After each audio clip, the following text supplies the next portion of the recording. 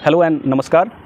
Last दिन मैंने एक वीडियो बनाई थी बीपीएससी टीआरई 3.0 पे, और मुझे एक्सपेक्टेशन बिल्कुल नहीं थी कि वो वीडियो काफ़ी लोग पसंद करेंगे और काफ़ी लोगों के पास वो पहुंचेगी, क्योंकि मेरी सब्सक्राइबर बेस नहीं था। बट हमारे भाई बिहार के भाई बहन ने काफ़ी उसे शेयर किया, लाइक किया, मुझे लगता है तभी उस पर काफ़ी ज़्यादा व्यूअरशिप बढ़ गई। और काफ़ी लोग मुझसे टिप्स पूछ रहे थे कि आपने ये कैसे किया, आपके नंबर ऐसे कैसे हम क्वालिफाई करें, हम मेहनत कर रहे हैं। तो मैं इंडिविजुअली 3-4 पॉइंट्स मैं रखूँगा आपके सामने। पहला पॉइंट है कि लोग पूछ रहे थे जनरली कि कैसे हम पढ़ें। तो मैं सिंपल बताऊंगा कि यह समय नहीं है कि आप इन डेप्थ पढ़ सको, पूरे एनालिसिस के साथ पढ़ सको। आपको आपने जो भी पहले का नोट्स बना रखा है, आप उसे रिवाइज़ करिए। मल्टीपल रिवीजन ही आपको काम देगा, और वही की है। रिवीजन का मतलब ये नहीं है कि कुछ भी पढ़ते रहो, बट आप स्मार्टली एनालाइज करो कि प्रीवियस ईयर पेपर्स देखो, पिछले दो बीपीएससी हुए हैं उसके पेपर्स देखो, और उसके हिसाब से डिसाइड करो कि आप क्या पढ़ना पसंद करोगे। और यही है स्मार्ट वर्क, और यही हम लोग यूपीएससी में जनरली करते हैं।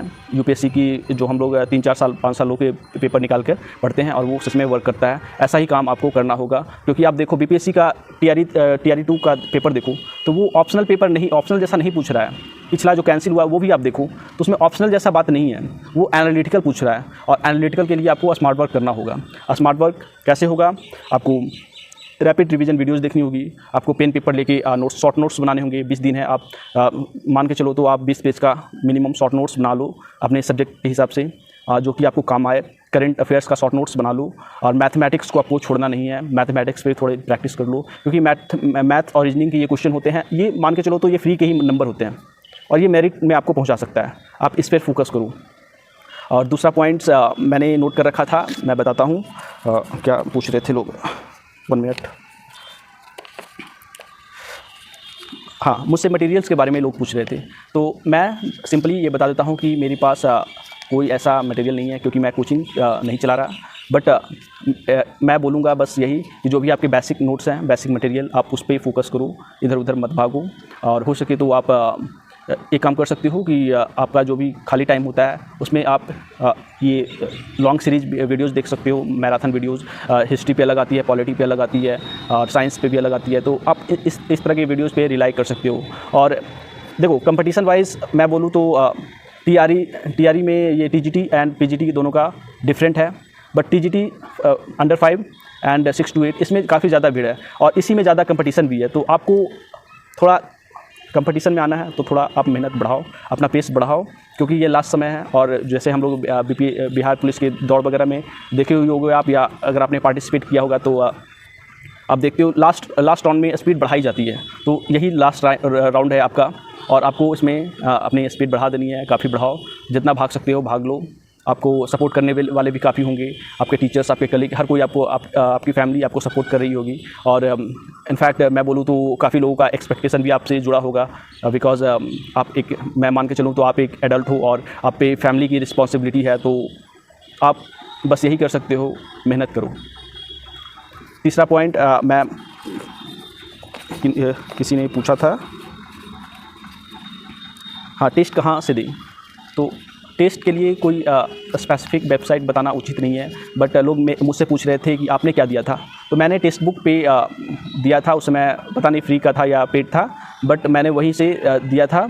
और कुछ ही सेट मैंने लगाए थे, क्योंकि मैं यूपीएससी की तैयारी कर रहा था, तो मेरे लिए काफ़ी कन्वीनियंट था कि मैं करूं, ऑनलाइन ही करूं। बट कुछ लोग ऑफलाइन के लिए पूछ रहे थे, किरण पब्लिकेशन का लगाएं या किसी और का प्लेटफॉर्म वगैरह का।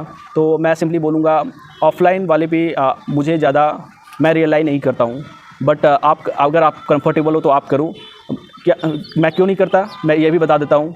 बिकॉज ऑफलाइन प्लेटफॉर्म पे वो करंट से रिलेटेड नहीं होता, वो थोड़ा ओल्ड हो जाता है, 1-2 महीने 3 महीने पुराना। और बीपीएससी का पैटर्न देखो, वो करंट पूछ रहे हैं, 1 महीने पुराना क्वेश्चन पूछ दे रहे हैं। तो 1 महीने, 1.5 महीने, 2 महीने के लिए आपको ऑनलाइन की तरफ जाना पड़ेगा। आप ऑनलाइन की तरफ जाओ। और हाँ, एक बंदा ने एक सर ने लिखा था कि ये एग्ज़ाम लीक हो रहा है, लीक हो गया है। सर प्लीज़ ऐसा मत लिखो, क्योंकि हम लोगों ने काफ़ी ज़्यादा प्रोटेस्ट किया, उसके बाद ये सारे एग्ज़ाम कंडक्ट हो रहे हैं, और आप ऐसा लिख रहे हो।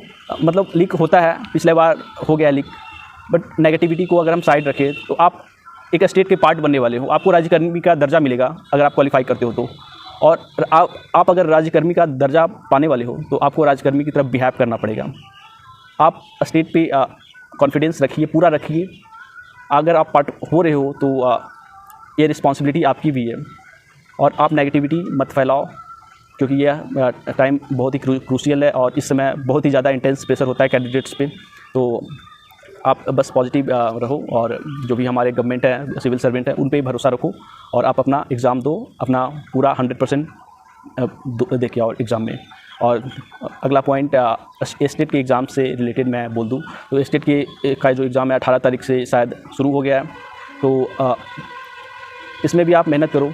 जो भी PRT वाले हैं और 6 to 8 वाले हैं, आप स्टेट के लिए भी प्रिपेयर कर सकते हो, आप करो। और ये वाला एग्ज़ाम अगर आप क्वालिफाई करते हो तो आपको एक क्वालिफाई या इवन अटेम्प्ट करते हो तो आपको एक पैटर्न मिल जाएगा। आपको BPSC की अंडरस्टैंडिंग का पता चल जाएगा कि BPSC आजकल किस तरह के क्वेश्चन पूछ रहे हैं और अगले एग्ज़ाम में आपको बहुत हेल्प मिलेगी। और हाँ, मुझे एक और क्वेश्चन याद आया। लोग पूछ रहे थे कि नोट्स कैसे बनाएं। तो नोट्स बनाने का कोई फिक्स पैरामीटर नहीं है, आप जैसे भी कंफर्टेबल हो वैसे बना सकते हो। अगर आप मुझसे पूछो तो मैं शॉर्ट नोट्स बनाना प्रीफर करूँगा। मेरे नोट्स सिंपल होते हैं, एक लाइनर होते हैं, 1 वर्ड इस काइंड होते हैं। मैं ज़्यादा लंबा नोट्स नहीं बनाता क्योंकि मुझे रिवाइज़ करने में आसानी होती है। मेरे नोट्स हार्डली 20, 25, 30 पेज के होंगे जो मैं एग्ज़ाम से 1-2 दिन पहले रिवाइज़ कर लेता हूँ और एग्जामिनेशन हॉल के बाहर। तो इससे मुझे काफ़ी सहूलियत होती है। मेरा करंट कवर होता है और मुझे जो नहीं आते हैं उन क्वेश्चंस को भी मैं अच्छी तरह से कर पाता हूँ। तो आप हैंडी नोट्स बनाओ जो कंफर्टेबल हो, जिससे सिर्फ आप समझ पाओ और आप देखो यह काम करेगा, बिल्कुल करेगा, आप बस ट्रस्ट कर सकते हो। और फाइनली जस्ट मैं मोटिवेशनल स्पीकर तो नहीं हूँ, बट मैं यही कहूँगा कि आपकी मेहनत बिल्कुल रंग लाएगी। आपकी सालों की मेहनत इसमें लगी है और आपकी मेहनत सिर्फ आप तक ही सीमित नहीं है, या आने वाली जनरेशन पे भी इसका असर दिखेगा। हमारा बिहार आपको पता है शिक्षा के मामले में काफ़ी नीचे से इसकी रैंकिंग शुरू होती है, बट ऐसा नहीं है। अगर आप BPSC ये एग्ज़ाम कंडक्ट करवा रहा है तो आप काफ़ी होनहार टीचर मेन स्ट्रीम में आएंगे और इसका रिज़ल्ट भी हमें 4-5 साल के बाद दिखना शुरू हो जाएगा।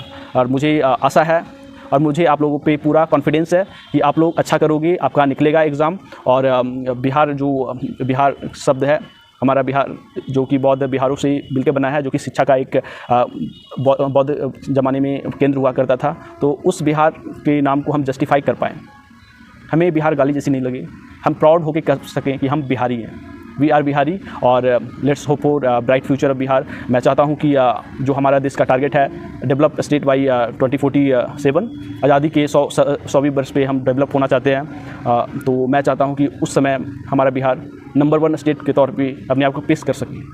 हमारा बिहार स्टेट ये नेशनल रैंकिंग पे सबसे आगे हो उस समय, और हमें यह करने में बिल्कुल भी संकोच ना हो कि हम इस ज्ञान और मोक्ष की भूमि, जहाँ से नॉलेज का विस्तार शुरू हुआ, नालंदा यूनिवर्सिटी वगैरह, उदंतपुरी वगैरह।